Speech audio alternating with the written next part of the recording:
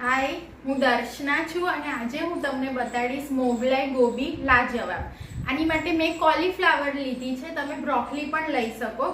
અને હું એક ગ્રેવી બતાડીશ, જે ગ્રેવીમાં આજે હું કોલીફ્લાવર નાખું છું, પણ તમને જેમ કે હું કોલીફ્લાવર તળીને નાખીશ, તમારે બ્રોકોલી તળીને નાખવાનું। અને એ સિવાય આ જ ગ્રેવીમાં તમે ફણસી પારબોઇલ કરીને નાખી શકો વિથ ગાજર પારબોઇલ અને થોડું શિમલા મિર્ચ। આને આ જ ગ્રેવીમાં તમે વેરિએશન કરી શકો તમારા અનુકૂળતા પ્રમાણે, તમારા ટેસ્ટ પ્રમાણે તમને જે સબ્જી ફાવે તે સબ્જી તમે આમાં નાખી શકો છો।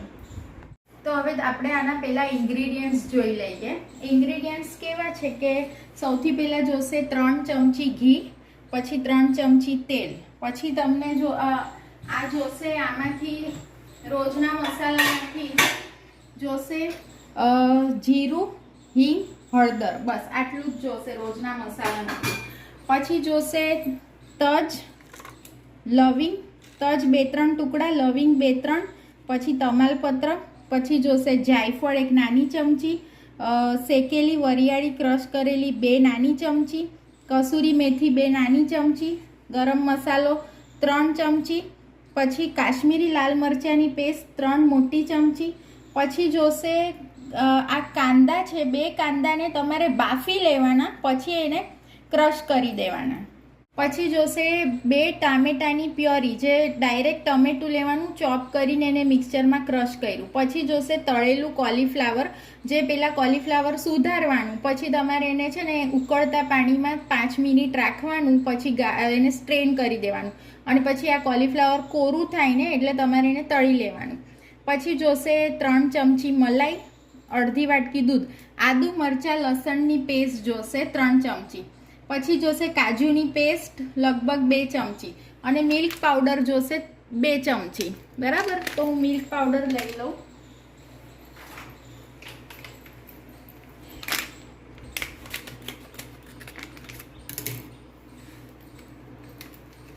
અને જો તમારે મિલ્ક પાવડર ના હોય તો તમે ફ્રીજમાં પડેલો તૈયાર ખોયા પણ લઈ શકો છો। અને જોશે 1 નાની ચમચી એલાયચીનો પાવડર। તો હવે આપણે સબ્જી બનાવવાનું સ્ટાર્ટ કરી દઈએ। તમે ઇન્ગ્રેડિયન્ટ્સ તો જોઈ લીધા છે।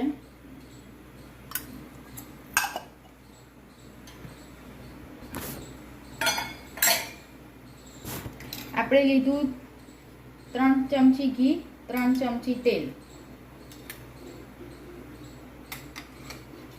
પછી એમાં નાખશું જીરું, અને જીરું પોપ થશે ને એટલે તજ, લવિંગ અને તમાલપત્ર નાખીશ, અને એલાયચી નાખી દઈશ। જો હવે જીરું પોપ થઈ ગયું છે, મેં ફ્લેમ લો કરી દીધી, અને પછી નાખ્યું તજ, લવિંગ, તમાલપત્ર અને એલાયચી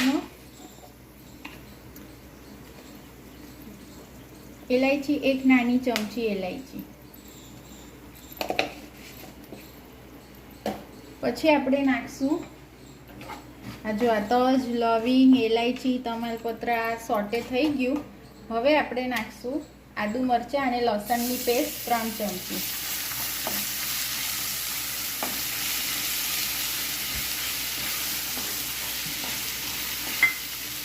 આ સોટે થઈ ગયું ને, તો હવે આપણે નાખશું આ બાફેલા કાંદાની પેસ્ટ 1 વાટકો, અને હવે આપણે એને 5 મિનિટ સોટે કરશું લો ફ્લેમ પર। હવે આ 5 મિનિટ કાંદા સોટે થઈ ગયા છે, પછી આપણે નાખી દઈશું ટોમેટો પ્યુરી 1 કપ, પછી આપણે નાખશું સ્વાદ અનુસાર મીઠું। આ મીઠું આખા શાકમાં જેટલું જોઈએ છે ને એટલું હું નાખી દઉં છું, બરાબર।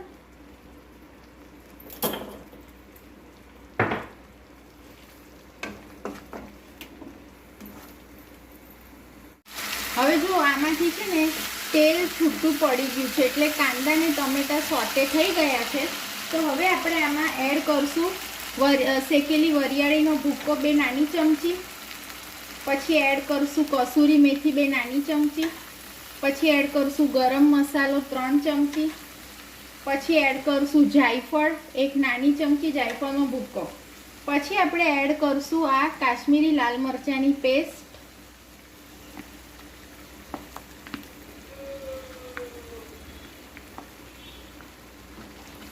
એક મોટો ચમચો.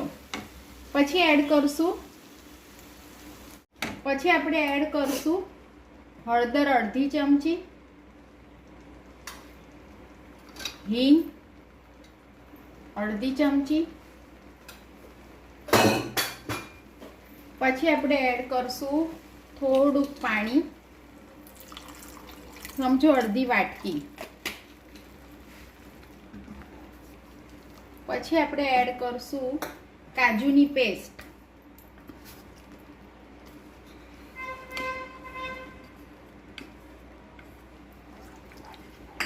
પછી આપણે એડ કરશું આમાં દૂધ અડધો વાટકો. પછી આપણે એડ કરશું મિલ્ક પાવડર 3 ચમચી. હવે જો આ ગ્રેવી તૈયાર થઈ ગઈ છે, એમાં આપણે નાખશું 3 ચમચી ક્રીમ.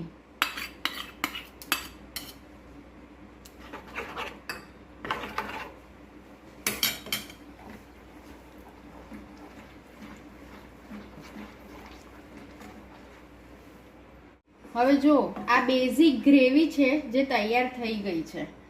ઓકે, હવે આમાં આપણે નાખી દઈએ તળેલું કોલીફ્લાવર.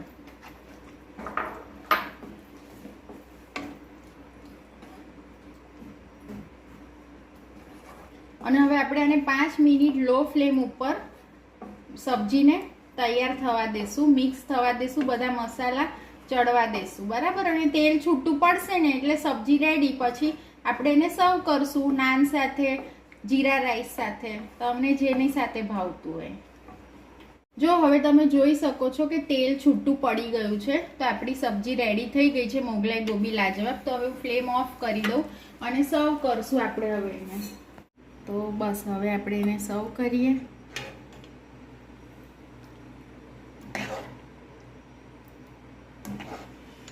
અને હવે તમે આ સબ્જી ઘરે ટ્રાય કરજો, બહુ જ ટેસ્ટી છે, બહુ જ યમી છે.